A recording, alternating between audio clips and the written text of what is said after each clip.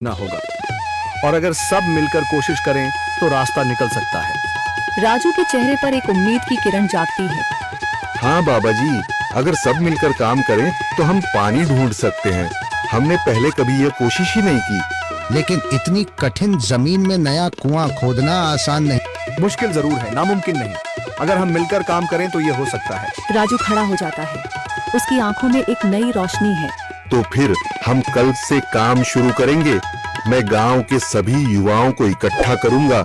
हम मिलकर नया कुआं खोदेंगे। यह कहते हुए वह शामू के साथ गांव के दूसरे युवाओं को बुलाने के लिए निकल पड़ता है। कहीं दूर से गरज की हल्की सी आवाज आती है, जैसे आकाश ने उनकी उम्मीदों की गवाही दे दी हो।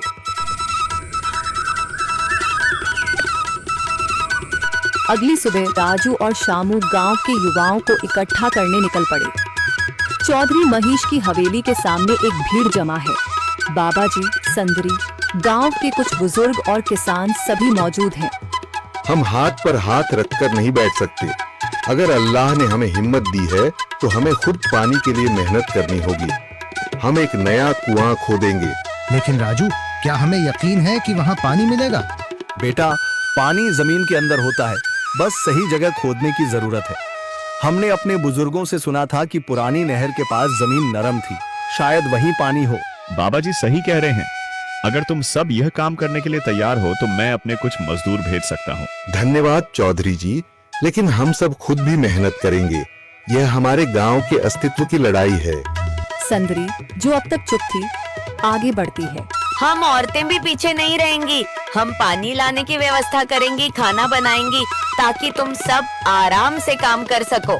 यही हिम्मत चाहिए थी संदर। पूरा गांव एक नई उम्मीद के साथ कुआं खोदने की तैयारी में जुट जाता है।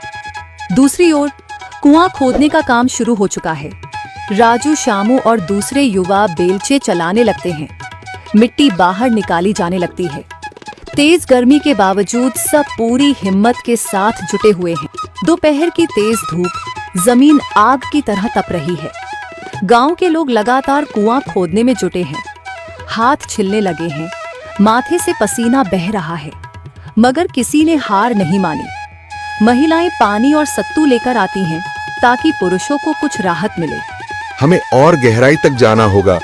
अब तक सिर्फ सूखी मिट्टी और पत्थर ही निकल रहे हैं। राजू, यह बहुत कठिन काम है। अगर हमें पानी न मिला? अल्लाह मेहनत करने वालों को कभी निराश नहीं करता बेटा। तुम सब अपनी कोशिश जारी रखो, पानी जरूर निकलेगा। हिम्मत मत हारो। अगर अब रुक गए तो फिर कभी पानी नहीं मिलेगा। सभी फिर से जोश में आकर काम में जुट जाते हैं, मगर सूरज की तपिश बढ़ती जा रही है और कई लोगों की सांसें तेज चलने लगती हैं।